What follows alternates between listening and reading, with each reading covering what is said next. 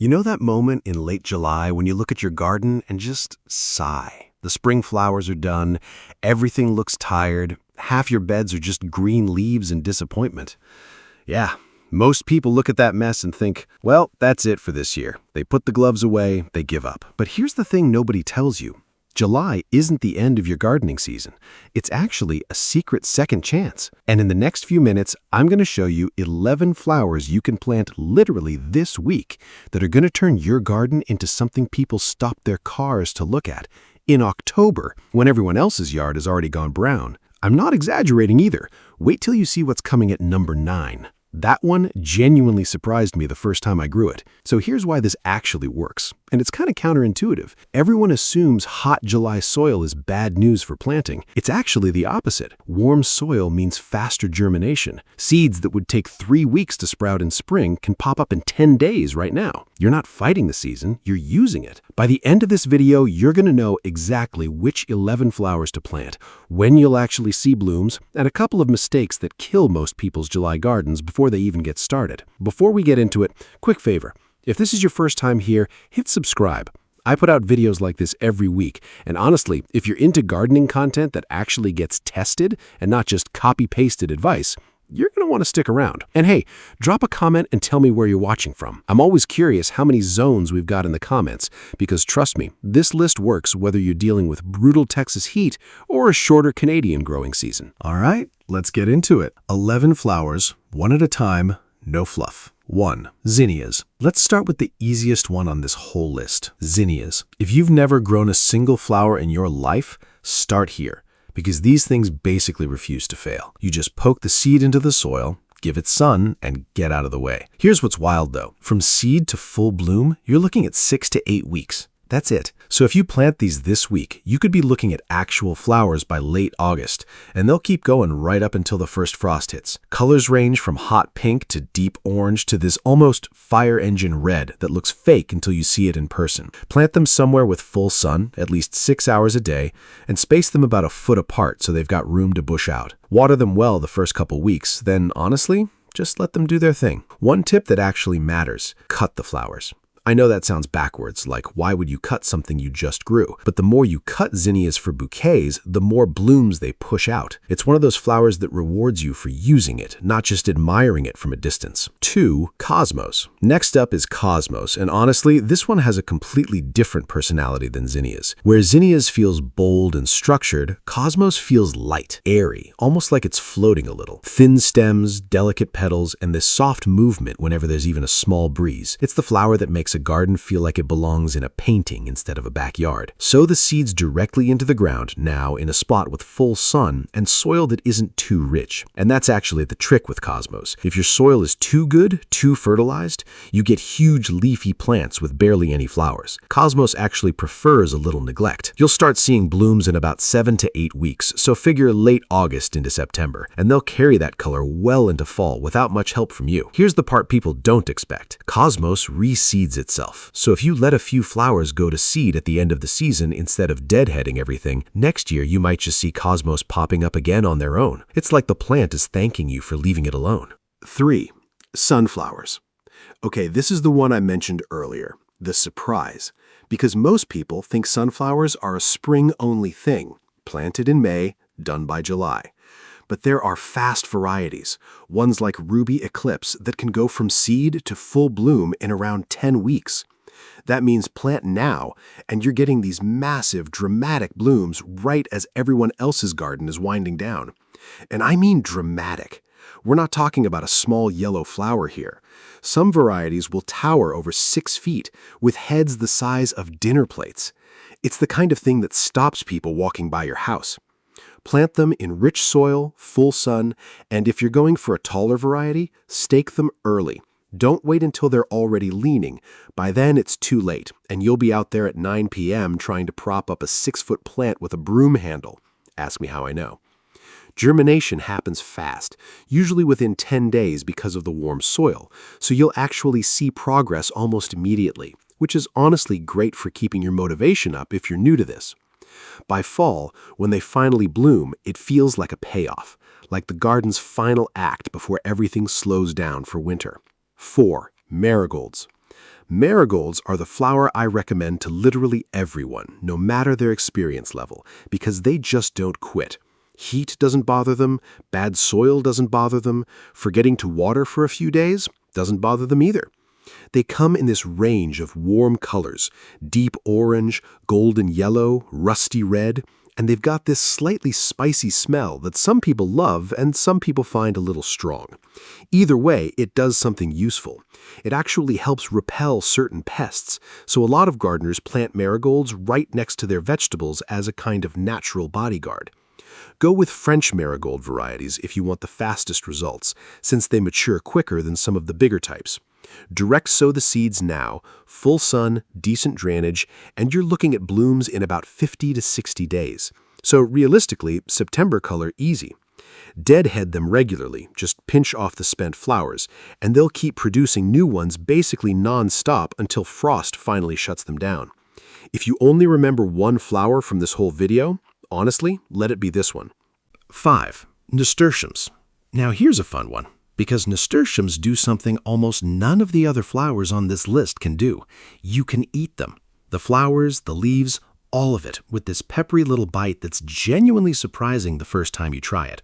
Visually, they trail and climb in this loose, relaxed way with round leaves that almost look like tiny lily pads, and flowers in bright orange, red, and yellow that seem to just pop out of nowhere. They look incredible, spilling over the edge of a container or crawling along a fence. Direct sow the seeds right into the soil. And here's the twist. They actually prefer poor soil. If you plant them somewhere too rich or fertilized, you'll get gorgeous leaves and almost no flowers, which is the opposite of what you want. So find the worst patch of dirt in your yard. Seriously.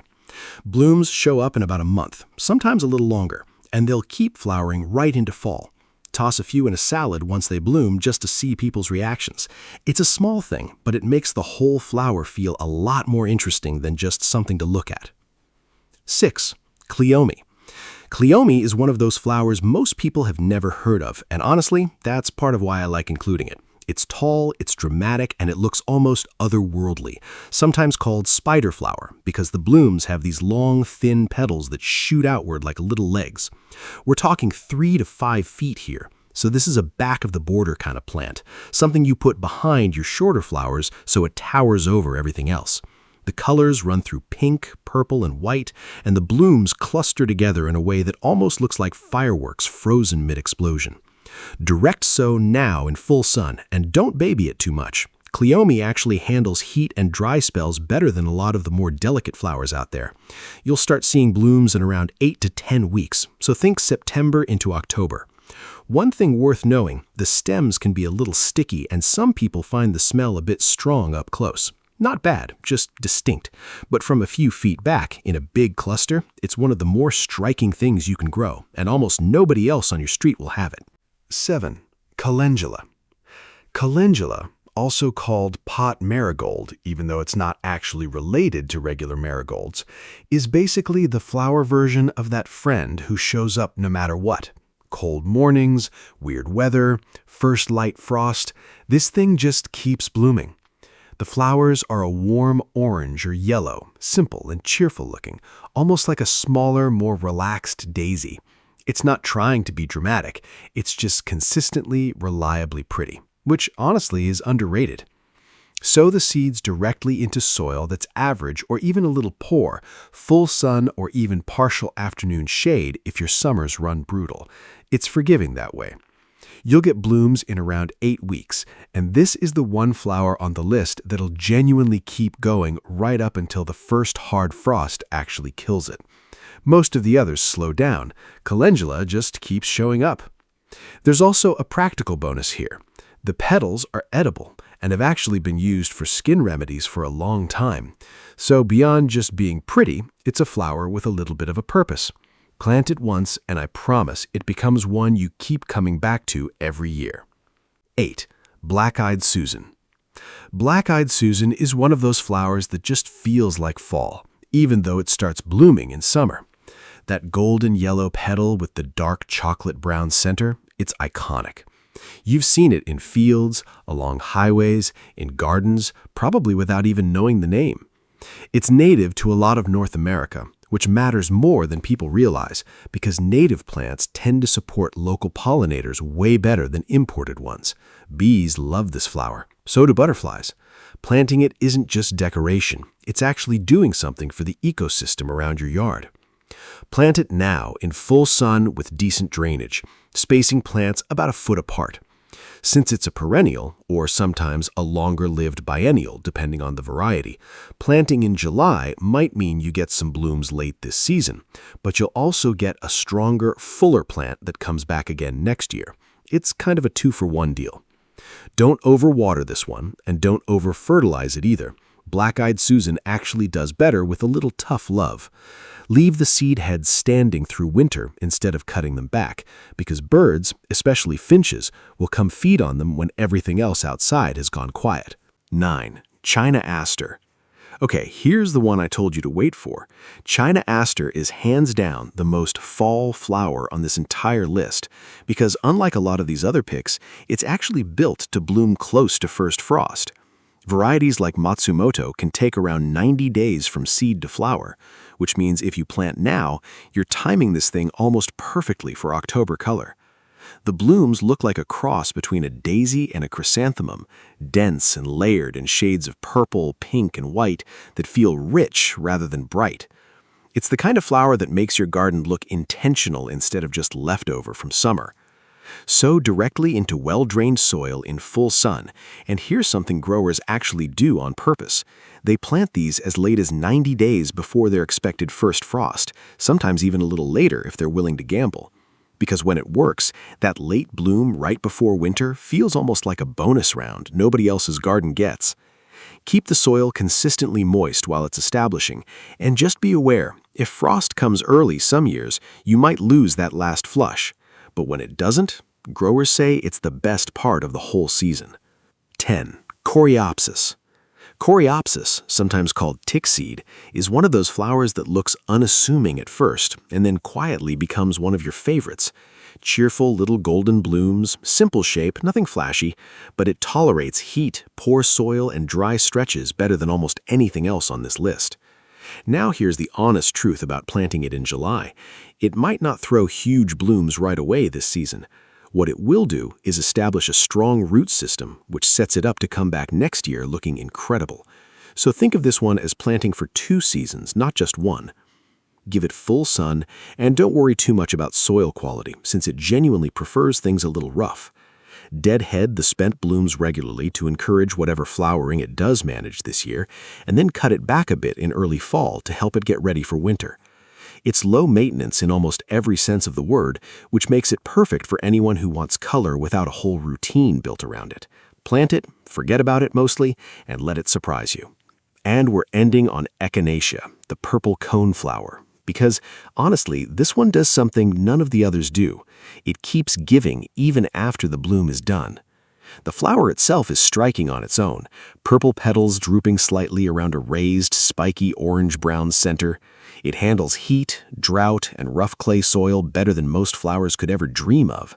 Bees and butterflies treat it like a 5-star restaurant. Plant it now, and like Coreopsis, you might not see blooms this exact season, but you'll get a plant that roots in strong and rewards you next year with serious color.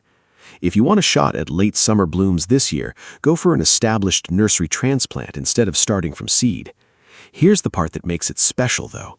Once the blooms fade and fall, don't cut the seed heads off. Leave them standing right through winter. Birds, especially finches, will come feed on those seeds when the rest of the garden's gone bare. And honestly, watching that happen from your window in December hits different. It's proof that something you planted back in July is still doing something months later, long after you figured the season was over. So that's all 11. And look, if you're sitting there thinking, that's a lot, where do I even start? Don't overthink it. Grab Zinnias, Marigolds, and Cosmos. Those 3 are basically impossible to mess up, and they'll have you seeing real color in under 2 months. Start there. You can get fancy with coneflowers and Cleome next year once you've got a few wins under your belt. Here's what I really want you to take from this, though. July feels like the end of the gardening season, but it's not. It's actually one of the best-kept secrets in gardening. Plant now, and you get a whole second wave of color right when everyone else's yard is fading out. While your neighbors are packing it in, yours is just getting started. So do me a favor, pick one flower from this list, just one, and go plant it this week. Doesn't have to be all 11, doesn't have to be perfect, just start. And I want to hear from you. Drop a comment and tell me which one you're planting and where you're watching from. I love seeing how this list plays out depending on your climate. Someone in Texas and someone in Michigan are going to have a completely different experience with this exact same list. And honestly, that's what makes it interesting. If this helped you out, hit that like button, subscribe if you're new here, and I'll see you in the next one, where we're going to talk about what to do with all these flowers once fall bulbs come into play. Trust me, that one's going to be worth sticking around for. See you then.